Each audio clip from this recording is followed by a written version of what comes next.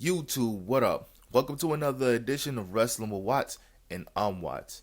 Prioritize your physical health, prioritize your mental health. It all goes hand in hand. And when it's all clicking and you have that mind, body, and soul connection, you start to feel bulletproof because things that used to bother you at once, it don't bother you anymore.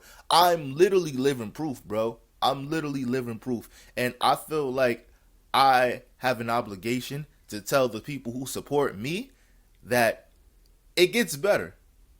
I'm still working on it getting better, but I feel better. Mentally, I'm in a better space, and I want that for everybody who is supporting me. So I'm going to continue to use my platform responsibly, and I'm going to keep on telling everybody to take that serious. Whatever physical health means to you, do that shit. Even if it means you just eating right, do that shit. If it means you just taking a couple walks, do that shit. Some people don't like the gym. So at the end of the day, I'm not about to sit there and tell people I'm gonna encourage people to go to the gym, but I'm not gonna be like, oh, you can't, you gotta go. Like, nah, you don't necessarily have to go. Just do what makes you feel good. Today we're talking about CM Punk, and I wanted to hit this on an angle that I feel like not a lot of people, because no idea on YouTube is original, but I wanted to hit this in a way that I feel like other people hasn't been hitting it. So I feel like CM Punk, there's two versions of CM Punk. There's this corporate puppet CM Punk that we see now, or that's what everybody is calling him. They're calling him a sellout. They calling him overrated. He's a company man now. And don't be silly. This is all a facade. This is kind of like the Green Goblin mask, for lack of a better term. You know, like when he has the Green Goblin mask on, he crashes out. Because we seen it during the match with Jey Uso, where Jey Uso botched the neck breaker and he kicked the man in his head.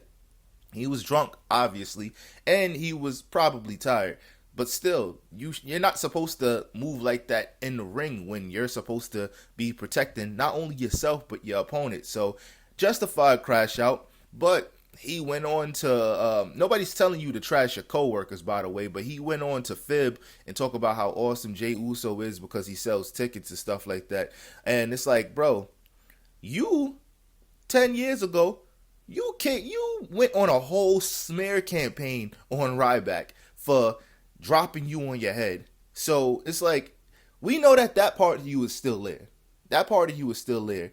And I like to I like to make a comparison right now. So it's kind of like in New York, the homeless people, they're crazy. They're schizophrenic. They're all types of discombobulated and fucked up. So sometimes they be in the subway system. So you might see a crazy person on the train. But here's the thing. They know who and who not to fuck with. I'm not about to give myself mad glaze right now, but when I'm on the train, I've never experienced a lot of the stuff that people tell me that crazy people be on when it comes to waiting for the train or being on the train. And you know why? Because I feel like they have a healthy understanding and fear that I will go upside their head. I am 6 feet and I am 235 pounds. I don't even play like that.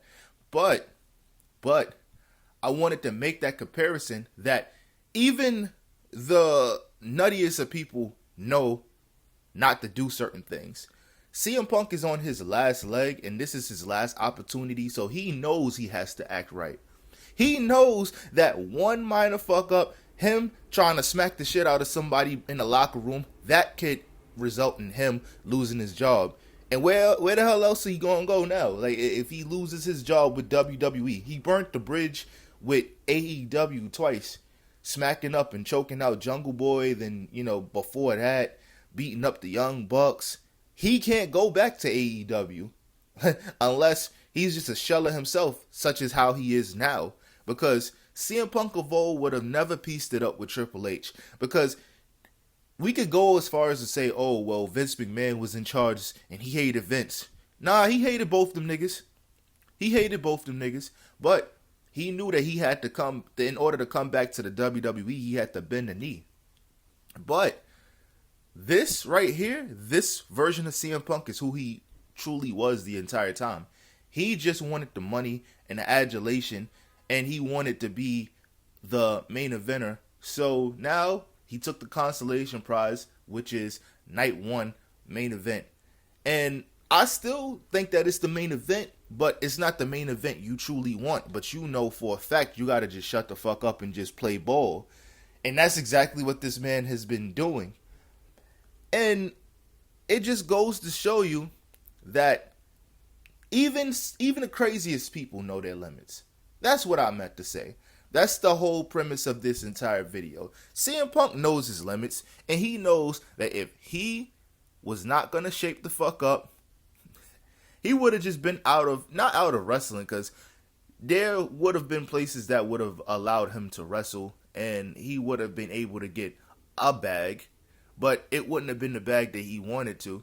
And especially the fact that he's old now, he wouldn't have been able to sustain that independent life, like not even in the slightest. He in his soft girl era right now, y'all, and that's just what it is. But don't let that be the reason why you look past the fact that yes, he is 100% corporate now. He's corporate, but this is where he wanted to be the entire time. He couldn't care less about the wrestling for real, and it's quite evident. The dude not in great shape. What are you really going to do? This is his last run. Maybe he ends up being a backstage guy. Maybe but that side of him, it'll never leave. And I'd like to hope that this is it for him and he can stay in the WWE, but it's only a matter of time before he shows everybody who he really is again. You know, everything is cute right now when you got all of the people in the back looking up to you and stuff like that, because a lot of people looked up to you for the pipe bomb and all of that. But even all of that just kind of just shows you who he really is, because before the pipe bomb and before the 400 and something day title reign that he had a pretty good career. He came in hot. He beat John Morrison or Johnny Nitro for the ECW championship, and that was still considered the world title at that time. So he won a world championship. His first championship was a world title. Then he went on to join Raw, became a Money in the Bank winner, cashed in on the Money in the Bank. And then he won it again. He won it 2 years. I think he won it 2 years in a row, and he won or cashed in successfully both times. Intercontinental champion, tag team champion, and then we stopped there.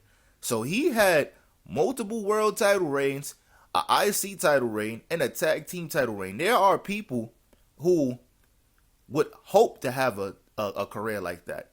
And that was the first part of his WWE career. Then the second part of his WWE career, he had a long, lengthy reign, which goes to show you that, yes, he felt like he deserved the main event. But at the end of the day, we're not about to sacrifice The Rock versus John Cena for you to main event. No, bro. It doesn't go like that. There's levels to this shit. And you would never reach the levels that John Cena or The Rock reached. And that's just how it is, you know? So he bitched and moaned, and he took his ball and walked. And to spite him, the WWE gave that push to Daniel Bryan at WrestleMania 30. Straight up. And that right there, instead of being happy for Bryan Danielson, he just went on a whole smear campaign to WWE for 10 years. And just like Seth Rollins said, even though it's all scripted, this part was true. You spent the better part of 10 years trying to destroy what I was trying to build. So no, it's fuck you forever. Even though they're like the best of friends right now. But yeah, I understand why he feels the way he feels. So that part of you that never really goes anywhere. So I feel like at some point it's going to reveal, and he's going to reveal himself. I'm all over the place, but I think y'all get the premise and get the message of what I'm trying to say. What I'm trying to say is that there's two parts to CM Punk. That's how I was kind of trying to dissect it, instead of just going with, CM Punk is overrated. He's jealous of everybody. We know that. But there's two versions of him. And he's trying to put up this corporate front. But I think we all know what it really is. But yo, ladies and gentlemen, let me know what you guys think in the comment section below. Am I reaching? I don't think I'm reaching. I feel like I know exactly what I'm talking about, and I feel like I expressed it in the proper way. Thank you guys for appreciating me for my flaws and all, because I be all over the place sometimes, man. I be having the right talking points, so I remember exactly what I'm saying and whatnot. So, super grateful. I appreciate y'all. I love y'all. I'm out. Peace.